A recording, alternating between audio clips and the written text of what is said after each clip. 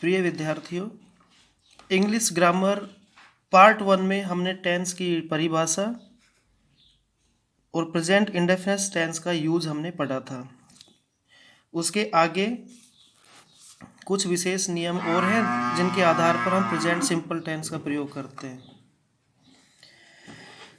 चौथे नंबर पे अपना आता है विद इनहेरेंट क्वालिटीज। जन्मजात गुण के लिए हम प्रेजेंट सिंपल टेंस का प्रयोग करते हैं। जन्मजात गुण जैसे a mother loves her children, एक माँ अपने बच्चे से प्रेम करती है, ये इनहेरेंट क्वालिटी है। तो यहाँ पर हम प्रेजेंट सिंपल टेंस का यानी वर्ब की फर्स्ट फॉर्म के साथ एस या ई एस का प्रयोग करते हैं। विद क्योटेशंस यानी कथन, प्रोवर्ब्स, कहावतें, मुहावरों के लिए प्रेजेंट सिंपल टेंस का प्रयोग होता है। जैसे honesty is the best policy, all that glitters is not gold. कथन है कीट्स सेज, एक कवि हैं इंग्लिश के, उन्होंने वो कहे हैं a things of beauty is a joy for ever. तीनों एग्जाम्पल जो कि कथन और कहावतें हैं, यहाँ पर इज प्रेजेंट इंडेफिनिट टेंस का प्रयोग इनमें हो रहा है। किसी भविष्यकालीन निश्चित कार्यक्रम के साथ जो किसी टाइम टेबल के अनुसार हो। भविष्यकालीन आने वाले समय के अंदर कोई निश्चित कार्यक्रम है, उसके साथ जो ये समय सारणी के अनुसार हो, उसमें हम प्रेजेंट सिंपल टेंस का प्रयोग करते हैं। कोई भी कार्यालय, आधिकारिक कोई भी कार्य, कार्यालय से संबंधित कोई काम यदि होता है तो एक समय सारणी के अनुसार होता है, जिसमें हम प्रेजेंट सिंपल टेंस का प्रयोग करते हैं। जैसे ट्रेन लीव एट 4:30 PM, रेलगाड़ी का जाना समय सारणी के अनुसार होता है, निश्चित होता है, इसलिए हम वर्ब की फर्स्ट फॉर्म के साथ एस या एस का प्रयोग करते हैं सिंगुलर सब्जेक्ट के लिए। Classes begin next Monday, school की क्लास लगने का भी एक निश्चित समय सारणी होती है, टाइम टेबल होता है, तो वहाँ पर भी हम प्रेजेंट सिंपल टेंस का प्रयोग करेंगे वर्ब की फर्स्ट फॉर्म। क्योंकि सब्जेक्ट है वो प्लूरल है, इसलिए केवल वर्ब की फर्स्ट फॉर्म। सब्जेक्ट एक वचन था तो वर्ब की फर्स्ट फॉर्म के साथ एस या E S. The prime minister visits Jaipur tomorrow, prime minister प्रधानमंत्री का जयपुर कल आना एक निश्चित समय सारणी के अनुसार होता है। इस प्रकार से सिंगुलर सब्जेक्ट होने के साथ यहाँ पर वर्ब की फर्स्ट के साथ एस या एस का प्रयोग करते हैं। फ्यूचर के समय को प्रकट करने के लिए वैन के साथ सिंपल प्रेजेंट टेंस का प्रयोग होता है। दो क्लाउज होंगे, एक वाक्य होगा, उपवाक्य में बटा होगा, दो भाग होंगे। पहले वाक्य में जैसे आई शैल डू इट, यहाँ से लेकर आई से लेकर इट तक का एक वाक्य है, उपवाक्य है। व्हेन ही कम्स, ये इसका दूसरा भाग है। तो एक भाग है उसमें फ्यूचर सिंपल यदि होता है तो दूसरे वाले के अंदर प्रेजेंट सिंपल टेंस का प्रयोग करते हैं। रिक्त स्थान आपको यहाँ भी मिल सकता है एग्जाम में, यहाँ भी मिल सकता है। आपको देखना है यदि फ्यूचर सिंपल है और वैन से जुड़ा हुआ है वाक्य, तो आप वर्ब की फर्स्ट फॉर्म के साथ एस या ई एस या वर्ब की फर्स्ट फॉर्म का प्रयोग कर देंगे। When I finish the letter, एक भाग ये हो गया वाक्य का। I will give it to you, दूसरा भाग ये हो गया। दो भागों में वाक्य बटा हुआ है, वाक्य वैन से जुड़ा हुआ है। पहले वाक्य के अंदर प्रेजेंट सिंपल टेंस है, दूसरे के अंदर फ्यूचर सिंपल टेंस का प्रयोग हुआ है। अगला नियम, हेयर और देयर से शुरू होने वाले एक्सक्लेमेटरी सेंटेंस यानी जो विस्मयादि बोधक, इनके आगे वाक्य के अंत में आपको एक्सक्लेमेटरी मार्क मिलेगा और उससे पहले आपको हेयर और देयर से वाक्य शुरू मिलेगा, तो वहाँ पर ऐसे वाक्यों के अंदर वर्ब की फर्स्ट फॉर्म यानी सिंपल प्रेजेंट टेंस का प्रयोग करते हैं। Here comes the bus, there goes the bus, इस प्रकार से। अगला है, स्वभाव व स्थायी कार्य का बोध करने के लिए सिंपल प्रेजेंट टेंस का प्रयोग होता है। जैसे सब स्थायी कार्य परमानेंट एक्शन जिसको हम बोलते हैं, we hear with our ears, हम अपने कानों से सुनते हैं, हम हमारे कानों से सुनते हैं। ये इस परमानेंट एक्शन है, स्थायी कार्य है। हम इसका पास्ट नहीं बना सकते, जैसे कि हम कानों से सुनते थे, हम कानों से सुनेंगे, सेंटेंस गलत हो जाएगा। तो ये परमानेंट एक्शन है, इसलिए हम इसमें वर्ब की फर्स्ट फॉर्म या वर्ब की फर्स्ट फॉर्म के साथ एस या एस का प्रयोग करते हैं। द रोज स्मेल्स स्वीट, गुलाब की जो गंध होती है स्वीट होती है, सुगंधित होती है। ये इसका इस स्वभाव है, गुलाब का स्वभाव होता है खुशबू देना। तो यहाँ पर हम सिंगुलर सब्जेक्ट के साथ में एस या एस का प्रयोग करते हैं। ये अपना था प्रेजेंट इंडेफिनेट। मैंने आपको कुछ विशेष नियम बता दिए थे जहाँ जहाँ पर प्रेजेंट इंडेफिनेट का प्रयोग करते हैं वाक्य के अंदर। दूसरा पार्ट आता है अपना प्रेजेंट टेंस का दूसरा भाग, present continuous tense. Present continuous को हम प्रोग्रेसिव टेंस भी कहते हैं। इसकी पहचान क्या होती है, किस प्रकार के कार्य होते हैं? इस टेंस का प्रयोग ऐसे कार्यों के लिए होता है जो बोलने के वक्त जारी हो। काम पहले से काम है वो वर्तमान समय में जारी रहेगा। हिंदी वाक्यों की पहचान है, अंत में रहा है, रही है, रहे हैं, रहा हूँ आदि आते हैं। जैसे मैं स्कूल जा रहा हूँ, जा रहा हूँ। वे खाना खा रहे हैं, खा रहे हैं। तो ये पहचान आ जाएगी प्रेजेंट कंटिन्यूअस टेंस की। पहला वाक्य का प्रकार है अफर्मेटिव, स्वीकारात्मक या सकारात्मक। इसकी स्ट्रक्चर है subject plus is are am plus verb की फर्स्ट फॉर्म के साथ आईएनजी प्लस ऑब्जेक्ट। अब हमारे सब्जेक्ट कर्ता आपको पता है, वर्ब की फर्स्ट फॉर्म जानते हो, सभी के साथ आईएनजी लगेगी, ऑब्जेक्ट आएगा। हमारे पास नई बात आई है इज आर और एम। इनका प्रयोग किस प्रकार से करेंगे? पहला ही सी इट व एक वचन कर्ताओं के साथ इज का प्रयोग होता है। वी यू दे व बहुवचन कर्ताओं के साथ आर का प्रयोग होता है। आई के साथ एम का प्रयोग होता है। ये इज आर एम के प्रयोग हमें पढ़े। एग्जाम्पल्स, वह खाना खा रहा है, अंत में आ रहा है।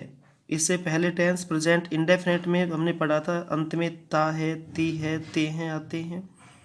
प्रेजेंट कंटिन्यूअस में रहा है, रही है, रहे हैं, रहा हूँ आदि आते हैं।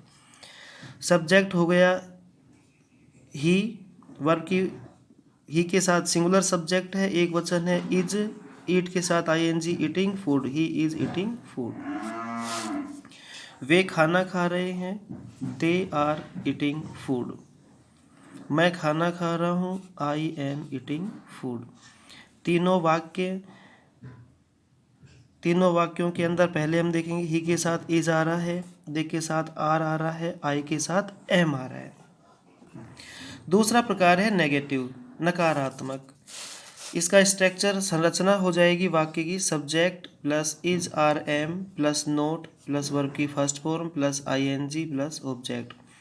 मैंने आपको पहले बताया था किसी भी टेंस का नेगेटिव बनाने के लिए हेल्पिंग वर्ब के बाद नोट का प्रयोग होता है।